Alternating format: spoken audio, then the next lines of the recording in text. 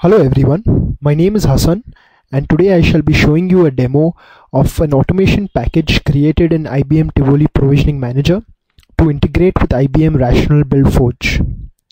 This will allow us to deploy Buildforge projects from the TPM console.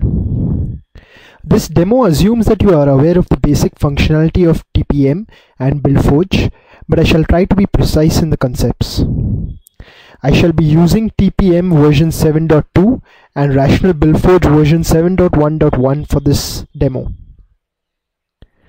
TPM is part of the server provisioning and automation domain and includes various functionalities like virtualization management, inventory management, and software management. Rational Buildforge automates the software delivery processes and accelerates the build processes. Let's get into the details by logging into the consoles. So I shall first show you the Buildforge login console.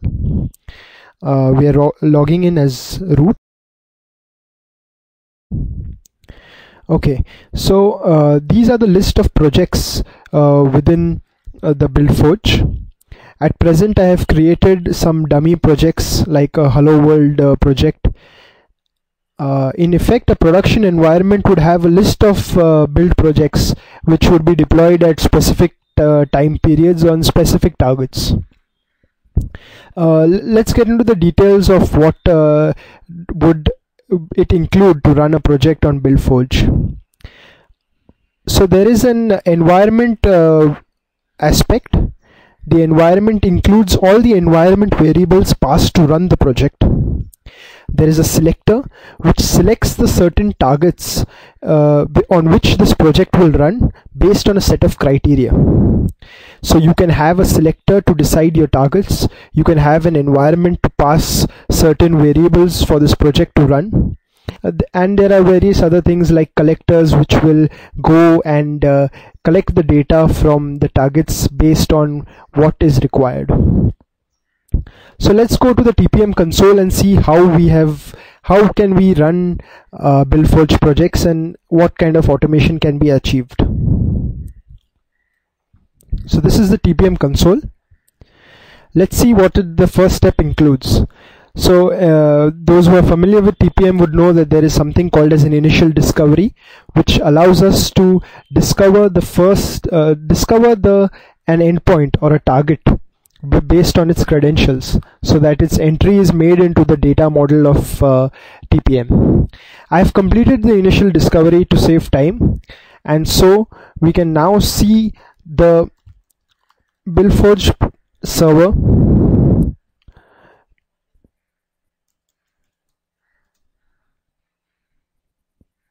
out here, sparse server 216. Once an initial discovery is done and you have your Buildforge server in the list of computers in TPM, you need to go to its credentials tab and add a credential for a Buildforge login credentials. So if you see here, I've done this step 2. Once you create a new password credential, you will create it with a search key of named Buildforge and provide a username and password of a Buildforge user with at least build engineer credentials, build engineer authorization credentials. So in this case I'm using root itself. I've entered root and its password, and I've saved it as in the set of credentials for this particular computer.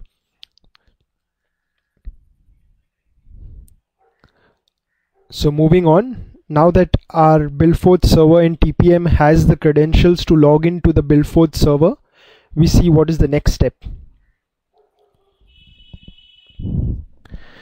Okay, so this automation package has brought in a set of workflows which can be run on the Buildforge server.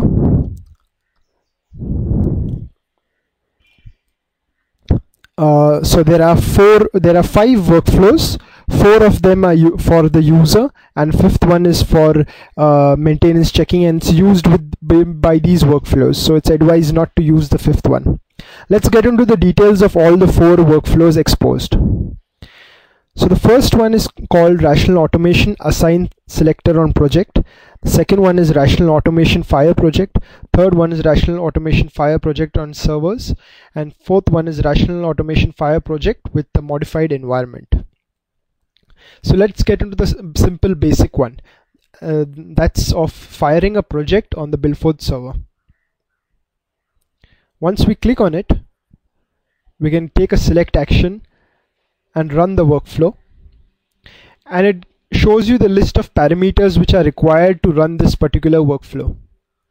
So the first parameter is the device ID. This device ID is part of the data structure within TPM of storing various computers, etc. discovered. So the device ID is what maps to the computer of the Billforge server. So I search for the Billforge server here.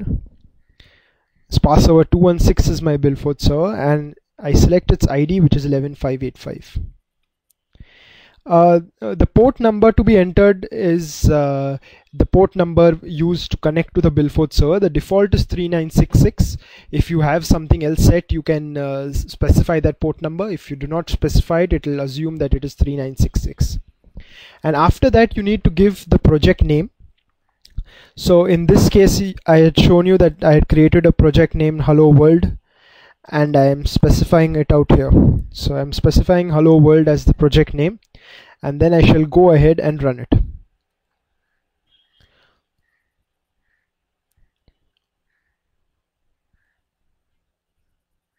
Now this will deploy the Billforge project onto this will deploy the Billforge project on my Billforge server. So I'm not making any changes to the project.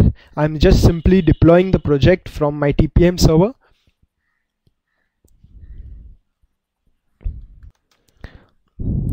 So here we see the status of the workflow, and it shows that it has completed successfully. You can also see the various logs generated from it.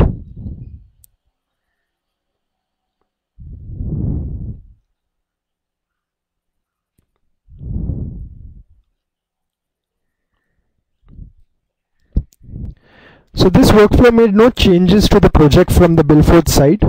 It went and deployed the Billforge project. So the default environment and the default selector which was there for the project in Billforge, that itself was used and the project was deployed. We shall go and see the results of it at Billforge console now. Here we can see the list of jobs run. So a job was fired and it completed.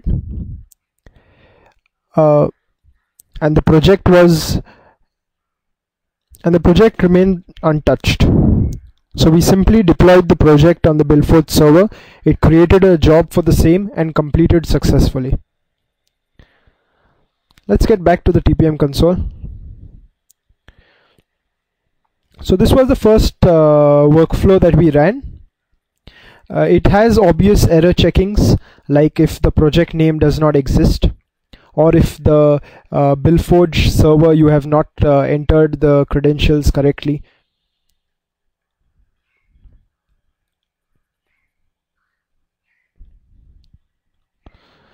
Let's see the second workflow that we can run. So the next one is firing a project on a set of servers.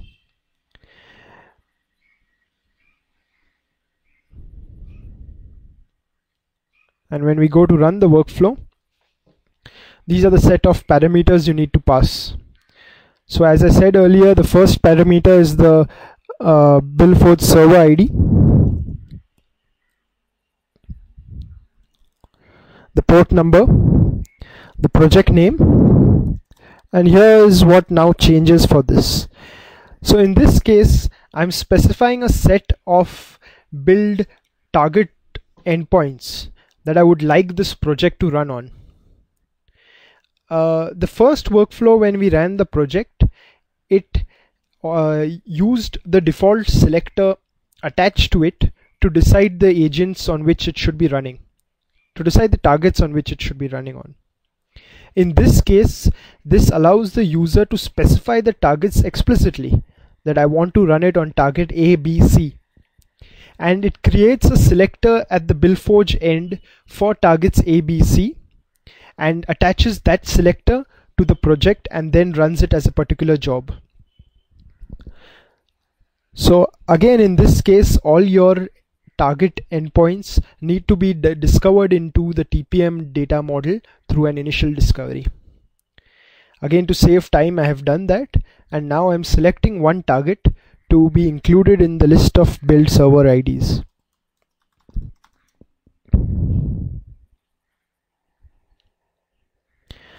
You can provide a list of build server IDs, so it could be multiple numbers, and you pass them as an array, so you put them in brackets separated by a comma.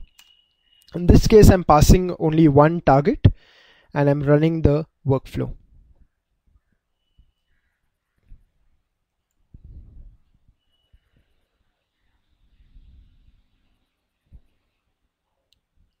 You can refresh the status here.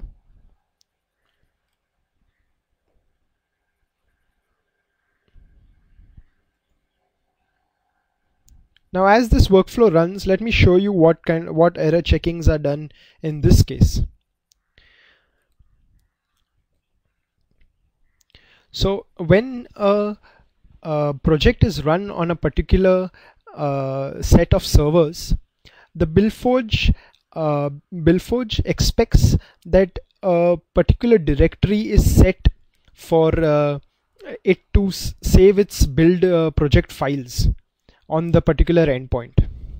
So, and also it expects that you have a Buildforge agent installed.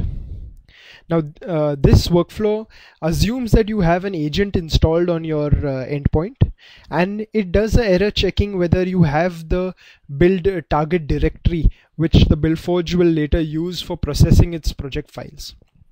So for example, if you can see this deployment request ID 122227, I have fired a project on a set of servers which do not have this directory structure to save the project files, and it gives me a valid error. The job directory C drive Buildforge projects does not exist on the given build server. Will not run the project on this server. But it does not fail if your agent is not installed. So this is an assumption that you have installed the Buildforge agent on your target servers.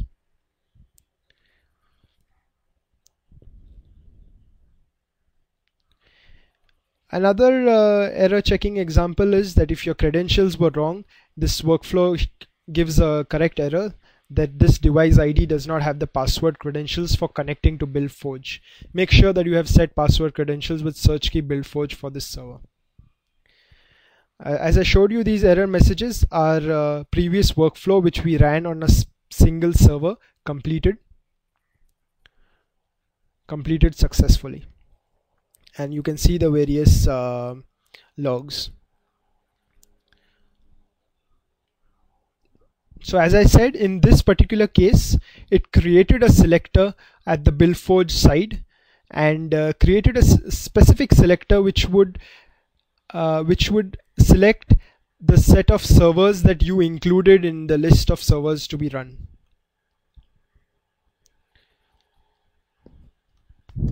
In order to reduce the complexity for giving a name to specify the name of the selector which you want to create, we use a default method of appending the host name, the IP of the Buildforge server with selector underscore the number of times you have run it. So a selector is created for every time you run it with a set of servers, and it does not get deleted from the Buildforge server because the set of jobs history requires the selector name also to be included, and deleting it deletes the job history too, so we do not want that to happen. Now let's get to the next workflow which can be run.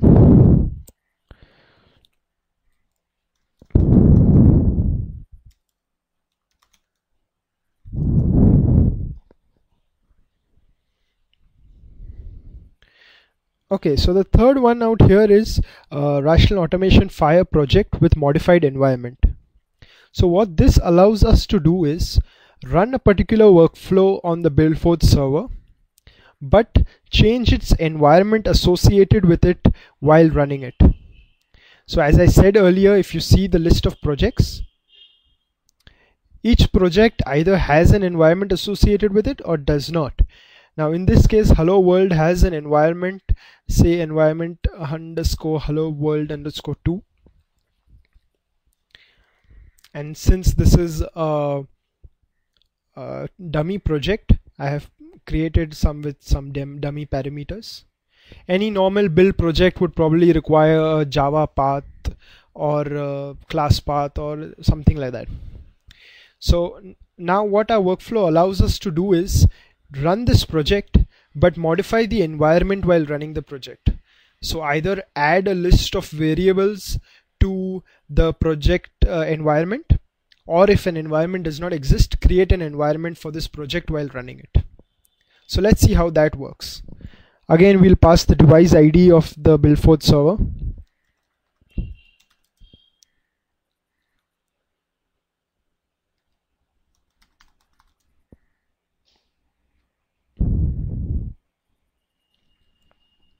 The project name is hello world. And now let's pass a set of environment variables to this project.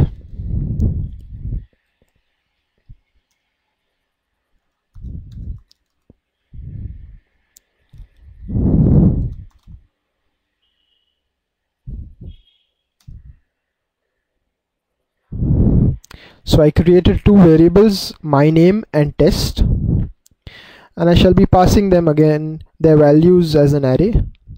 So it's Hassan test. Okay.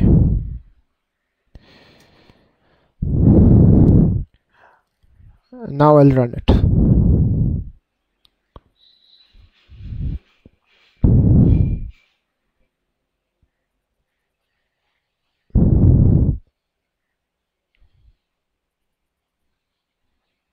So we are modifying the environment which the project runs with by passing a set of variables.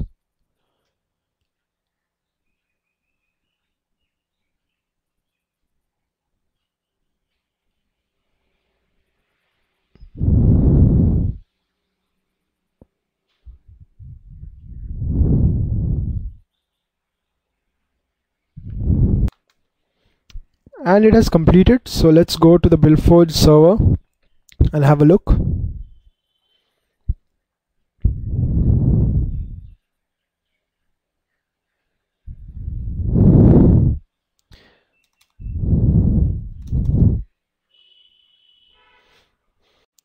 So here we see the project hello world.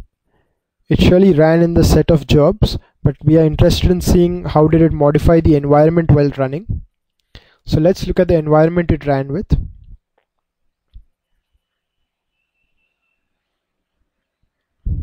Okay, and here are the set of input variables which were added.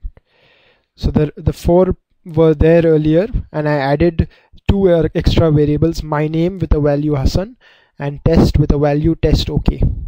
So now this environment has been modified. Now in a more realistic scenario, you're passing some environment variables which are really required for the project to run. Some environment variables which would probably decide the course of how the project would run, how the build would be completed. In a dummy example, I've just passed non-essential values. Let's get back to the fifth and final workflow which is available.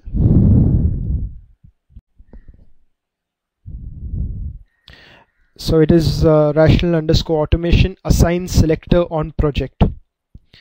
So this is a simple workflow which allows you to assign a selector to a specific project, and then you can probably think of going ahead and running the previous workflow of run fire project.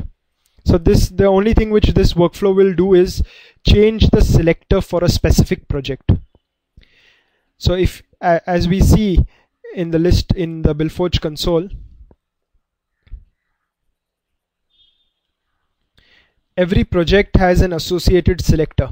So we can see hello world has a selector 9.120.96.230 _ Now this is the default selector associated with the project based on which the targets are chosen. Now suppose you want to change the selector and make the project point to another selector. So we can do this from TPM by running this workflow. Again, pass the device ID of the Buildforge server.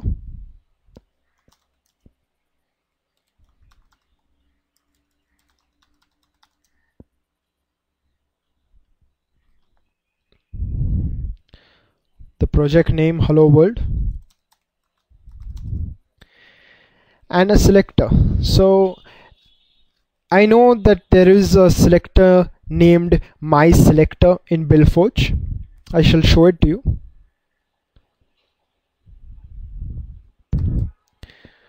So if I click on selectors, I can see the list of selectors created out here. And if I search right at the bottom, there is a selector named my selector. So what I do is, through my workflow, I specify my selector as the selector to be assigned to the project hello world. So I'm changing the selector, the default selector for hello world, and want it to point to my selector. Obviously there is an error checking that if the selector name does not exist. So let's run it and see what happens.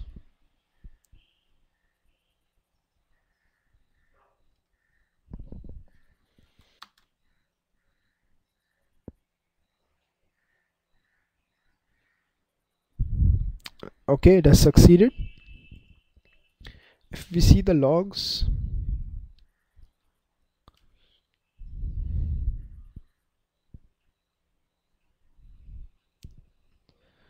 and we go to the project in Buildforge,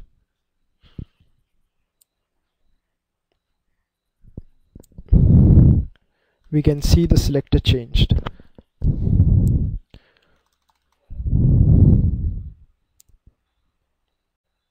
Now you may have noticed that every time I run a workflow, when I come back to the Buildforge console, I need to log in again.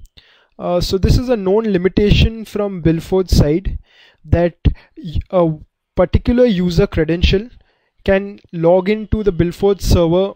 There can be only one instance of that user credential logging into the Buildforge server. That effectively means that you cannot be logged on through your Buildforge server with one user credential and use the same user credential in TPM to run your workflows. Effectively, it will log you out from the other console.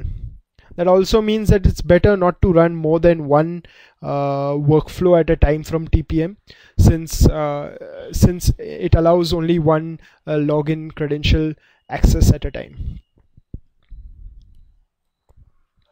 So let's see the project.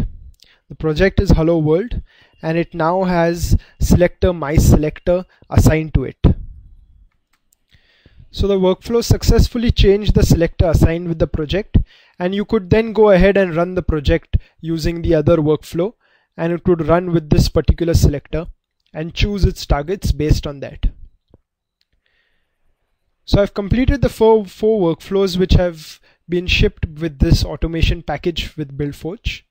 The fifth workflow, as I said, is a verification workflow which is used internally by the other workflows to make sure that the credentials and the various port numbers passed is accurate information. That brings us to an end to this demo.